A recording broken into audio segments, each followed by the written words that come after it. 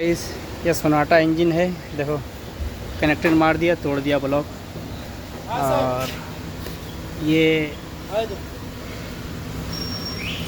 Timing cover का, ये देखो ये से टूट के इसके अंदर आके चैन में फंस गया है। यहाँ पड़ा हुआ है घुमाऊ इंजन।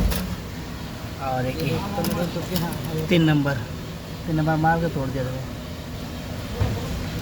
टाइमिंग कवर कहाँ भाई, ये रहा टाइमिंग कवर, टूट टाट के पूरा चैन में आ गया है। स्टैंडर्ड इंजन एकदम नीट एंड क्लीन इंजन है ये।